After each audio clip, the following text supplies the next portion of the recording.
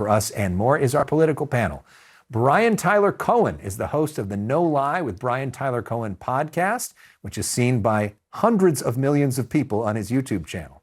And Republican strategist Jon Fleischman is here. You can read his work at SoDoesItMatter.com. Great writing there. Also the publisher of the Flash Report. Brian, welcome back. John, good to have you here for the first time. Thank you, sir. Great to be here.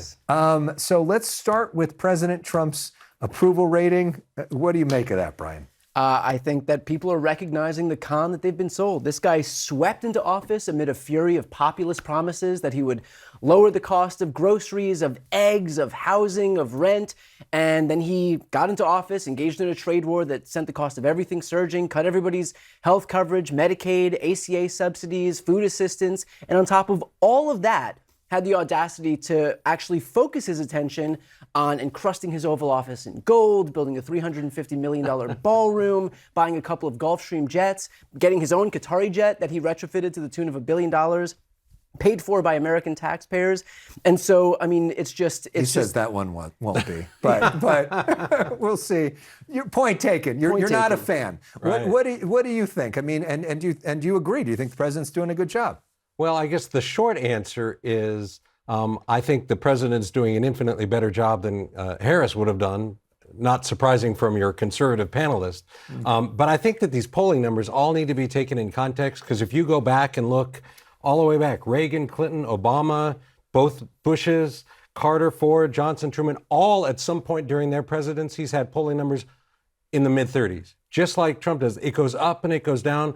I will say the economy is a problem for the president, and I think that becomes the biggest issue. I think while a lot of the stuff that my panelist here has brought up are sensational, I don't think the approval numbers for the president rise or drop based on whether or not he's putting an addition on the White House.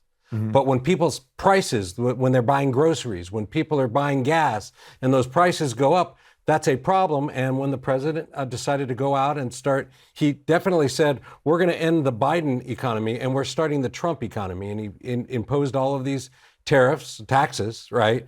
I think that's not had a good effect on the price of goods. And we've now seen him now scrambling and actually untariffing a bunch of things, which is a challenge. But the polling numbers don't really bother me. They may bother him, because I think he's very concerned about what his polling numbers are. This stuff goes up and it goes down. It's the nature of things. You pointed out that Ronald Reagan had lower poll numbers and then went and won 49 states. Right. In 1982, there was a recession. Again, it's economy related. And so I think that President Trump, over the next year, if he's able to turn the economy around, he will save the midterm elections. But if the economy stays where it is right now, it's not going to be a positive night for Republicans next November. And it's interesting, you're saying the way to turn the economy around is to get rid of the tariffs that he implemented? That would be one helpful thing. I also think when all the great economic policies in the One Big Beautiful Bill get implemented, that's going to have an overcharging effect on driving the economy, as my colleague will tell you. I'm sure that cutting Medicaid from 17 million Americans and cutting food assistance to the tune of $186 billion is going to just send the economy surging. Yeah. Well, again, I would remind you, especially like we're talking about the Medicare subsidies right now, these were a COVID-era policy that were passed on the idea that during COVID, these would go up. And then on a completely partisan budget rescission bill, Democrats extended the temporary cuts for another 2 years. And now everybody wants to extend them again. So the idea is that on the political left, we don't care about the budget deficit. What we care about is growing the welfare state and giving more and more subsidies. Well, I would ask, you're a conservative. Is it conservative to blow up the deficit to the extent that they have $4 trillion over 10 years? Of course not. Of course not. Well, that's what the One Big Beautiful Bill does. Well, it was the that's biggest because the One Big Beautiful Bill did not have enough cuts in it. If we're going to get rid of the deficit, we need to true up federal spending. But it's not about eliminating the deficit. Sure it was never about eliminating the deficit. Donald Trump in his first term added 25% of all debt that we have. His second term now adding another $4 trillion.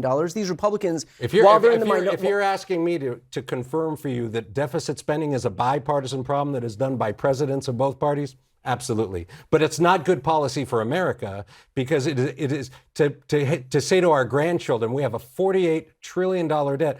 I watched some congressmen say, I think from Northern California, say, hey, I got money for a fire engine for my district. And I'm thinking, really? You actually just borrowed money from our grandchildren to buy a fire engine?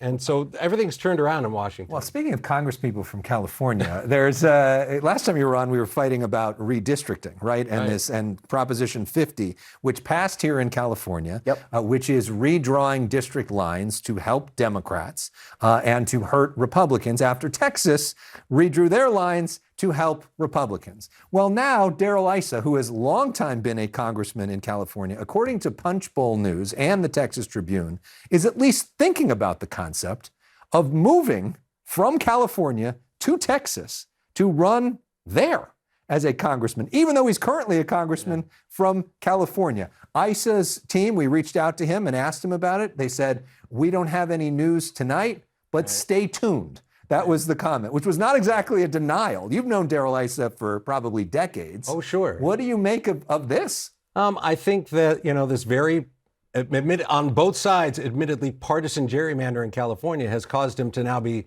in a district that is very, very hard to win on purpose. It was gerrymandered to become a Democrat seat. And I think he's looking at all of his options. But I think that right now, this is more like, trying to figure out what's going on. You've got Texas lines that are currently being litigated in federal court. You've got California lines that are being litigated in California court.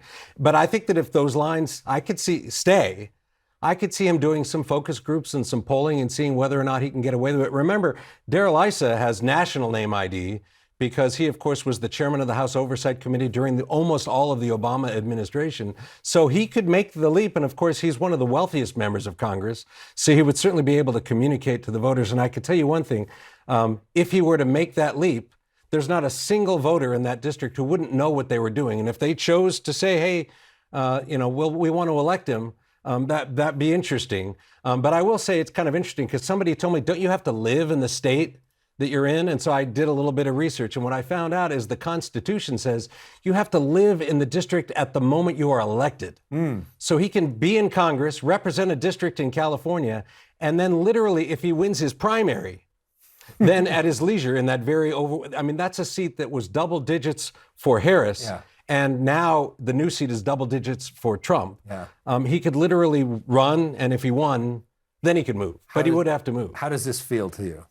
I mean, look, nothing says that somebody's going to have their finger on the pulse of what the people in that district in Texas need than a Californian who may or may not move there at some untold point in the future just because, he's wealthy enough and desperate to, retain his proximity to power.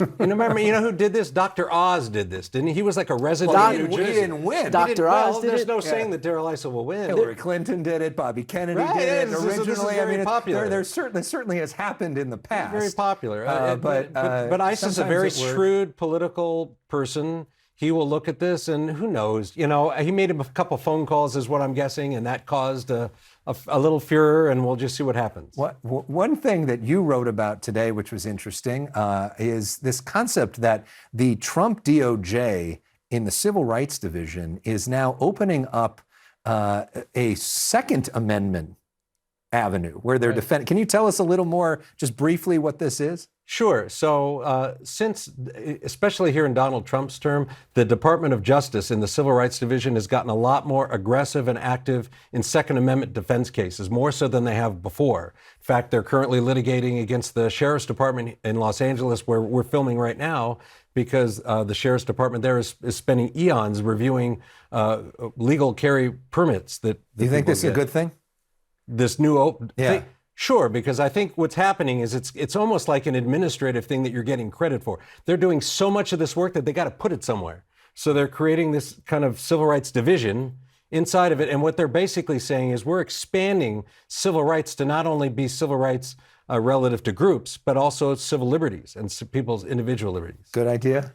I mean, let me just say, thank God somebody is looking out for the gun owners out there. As kids are getting killed in schools, as people don't know across this country whether they can go to the movies safely, bowling safely, concerts, church, temple, wherever it may be. At least you have the Trump administration out here making sure that the real victims are taken care of. I think the Trump administration is going after all of those victims, but the point being, we have a bunch of rights guaranteed in the Constitution, and the government's responsibility is to protect all of them, not just some of them. We have seen no action on behalf of the Trump administration at the hands of this gun violence that continues to plague this country. And the fact that they have the audacity then to go forward and say what we really need here is to open up an entirely new division to focus on the rights of gun owners, while there's been no legislation to protect kids in schools, no legislation to protect all of the. I mean, gun violence is the #1 killer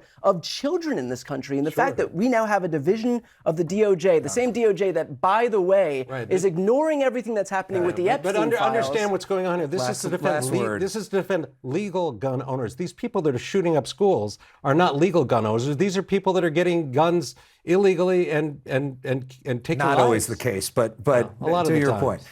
John, Brian, we got to leave it there because we're out of time, but really appreciate both of you coming in. Thanks for the insights. Thanks for having us. We'll be back. More news right after this.